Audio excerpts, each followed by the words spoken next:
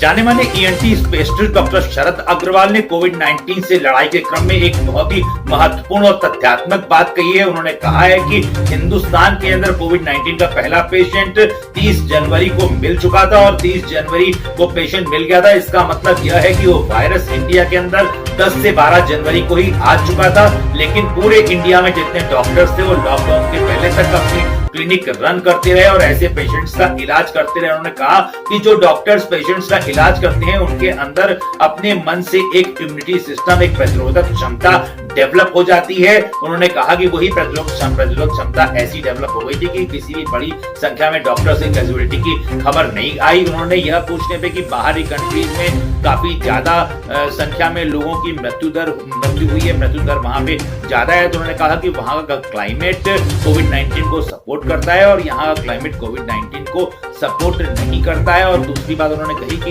Indian population जो है उसकी इम्यूनिटी काफी स्ट्रांग है। अगर कंपेयर किया जाए बाहर के देशों से तो इंडियंस की इम्यूनिटी बहुत ज्यादा स्ट्रांग है। उन्होंने यह कहा कि यूपी गवर्नमेंट से उन्होंने अपील करी और भारत सरकार से अपील करी है कि वो हिंदुस्तान में ऐसे 1000 डॉक्टर्स को छांटे जो कि ज्यादा प्रैक्टिस करते हैं, ईएनटी स्पेशलिस्ट, बच्चों के डॉक्टर, हृदय रोग विशेषज्ञ या आपका जो फेफड़ा रोग विशेषज्ञ हैं, उन चेस्ट स्पेशलिस्ट, उन सबकी लिस्ट बनाई जाए जिसमें जो डॉक्टर्स पर डे 100 से 150 मरीज प्रतिदिन देखते रहे हैं।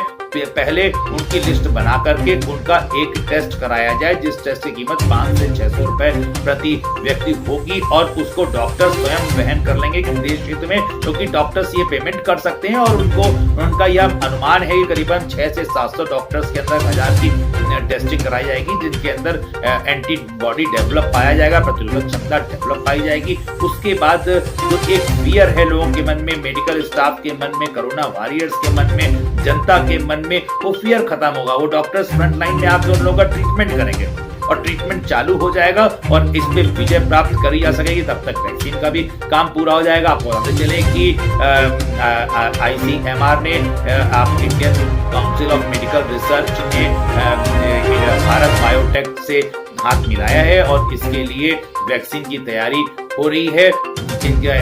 ICMR की गाइडेंस में वैक्सीन की तैयारी करी जा रही है। उन्होंने कहा तब तक वैक्सीन भी डेवलप होगी और ऐसे डॉक्टर जिनके अंदर एंटीबॉडी डेवलप हो चुका है वो सब आगे आकर के इनका ट्रीटमेंट करेंगे और लॉकडाउन को पूरी तरीके से खोल दिया जाएगा। जनता के मन में जो भी भय व्याप्त है वो भय निकल सकेगा। बड़ी खबर, डॉक्टर शरद अग्रवाल ईएनटी स्पेशलिस्ट जो बताना चाह रहे हैं, इसको प्रदेश सरकार और भारत सरकार अगर संज्ञान में लेती है और अपने विशेषज्ञों से इस बात की जांच कराती है, अगर सत्य पाया जाता है तो इसको इम्प्लीमेंट कराती है तो निश्चित रूप से कोविड-19 से लड़ाई की दिशा में ये एक सार्थक और बड़ी पहल होने वाली है। आइए बात करते हैं डॉक्टर शरद अग्रवाल से। मैं डॉक्टर शरद अग्रवाल ईएनटी MS हूँ, आगरा से हूँ, प्राइवेट प्रैक्टिस करता हूँ। कोविड-19 के बारे में सरकार के लिए थोड़ी जानकारी देना चाहता हूँ। ये मेरी राय है, इसको मेरे को देना जरूरी समझ रहा हूँ। वैसे तो कोविड-19 का जो पहला केस था इंडिया में 30 जनवरी 2020 को डायग्नोस हुआ था, पर मेरी राय ये है कि ये जो बीमारी है, इसका वायरस है, वो इंडिया में 10 से 15 जनवरी के आसपास ही आ गया था।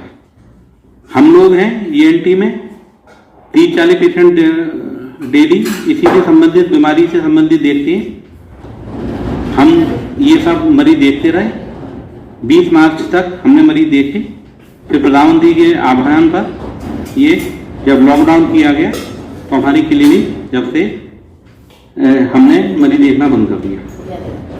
जहाँ तक वहाँ तक मैं पूरी स्टडी कर रहा हूँ, जब से इंडिया में जो पैटर्न क्या है, विदेश में जो पैटर्न क्या है, इस सब के आधार पर एक नतीजे पर पहुँचा हूँ कि ये जो वायरस है ये मिड जनवरी में इंडिया में आ गया था।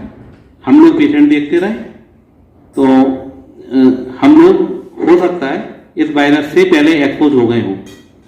ये अभी इसके लिए जितने भी डॉक्टर हैं वो ईएनटी से संबंधित, पीडियाट्रिशियन है, बच्चों के डॉक्टर हैं, फिजिशियन है, चेस्ट स्पेशलिस्ट है और जो आईसीयू में सीरियस मरीजों पे डॉक्टर काम करते हैं।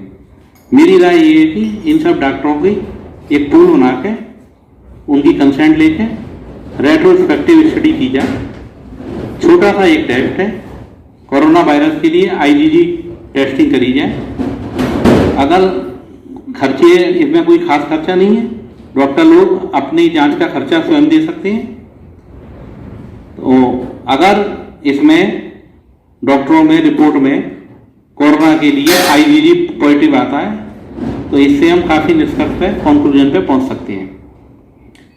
इसलिए मेरा CM अपने प्रधानमंत्री जी से, मुख्यमंत्री जी से और ministry of family and health welfare से ये निवेदन है कि ये सिंपल टेस्ट है, इसकी जांच, इसके द्वारा जांच की जा सकती है। ये रेट्रोस्पेक्टिव स्टडी की जा सकती है। उससे हम, अगर इसमें डॉक्टरों में कोरोना के लिए IgG पॉजिटिव मिलता है तो हम इस निष्कर्ष पे पहुंच सकते हैं कि ये जो बीमारी है ये डॉक्टरों में, ये समाज में पहले ही घुस चुकी थी, एंटर कर चुकी थी। इससे एक तो हमको जो निष्कर्ष मिलेगा, जो डॉक्टर इससे इम्यून हो गए हैं, जिनमें IgG डॉक्टर है, वो डॉक्टर अवेलेबल हो जाएंगे ट्रीटमेंट के लिए, सीरियस मरीजों के लिए। दूसरा, इस बीमारी से जो फियर बैठ गया है वो डर निकलेगा। तीसरा, लॉकडाउन को खोलने में और इस बीमारी की इंडिया में गंभीरता के बारे में हमको काफ़ी, हम निष्कर्ष पे पहुंच सकते हैं। मेरे को लगता है जो कोरोना का जो ट्रेंड है इंडिया में वो विदेश से डिफरेंट है। विदेश में मोर्टेलिटी बहुत फास्ट थी, मोर्टेलिटी रेट बहुत ज़्यादा थी शुरुआत में, जैसे डिजीज डायग्नोस हुई तो mortality rate was very high. India में मोर्टेलिटी जो रेट है वो उतनी ज़्यादा नहीं है और जो बीमारी है उसकी सीवियरिटी भी कम है।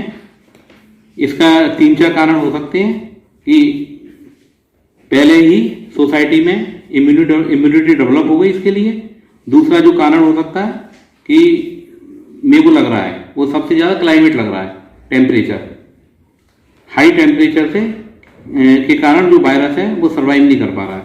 तीसरा कारण है, जैसा ये सब स्टडी हुई है उनसे ये जानकारी आ रही है कि मलेरिया एंडेमिक में ये बीमारी कम है। चौथा, BCG वैक्सीनेशन, ये भी जानकारी आ रही है। तो मेरा बस रिक्वेस्ट यही है कि एक हाई रिस्क पॉपुलेशन में, मेनली डॉक्टर्स में, एक 500 से 1000 लोगों की रेट्रोस्पेक्टिव स्टडी की जा सकती है, जिससे हम काफ़ी अच्छे निष्कर्ष पे पहुंच सकते हैं।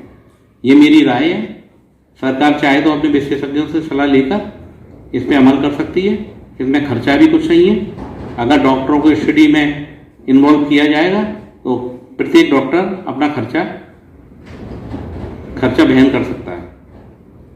बस मैं यही जानकारी देना चाहता हूँ, इस पर ध्यान दिया जाए और अपने भाइयों से, पत्रकार भाइयों से निवेदन करूँगा कि ज़्यादा से ज़्यादा इसको प्रसार करके, जिससे ये जो हमारे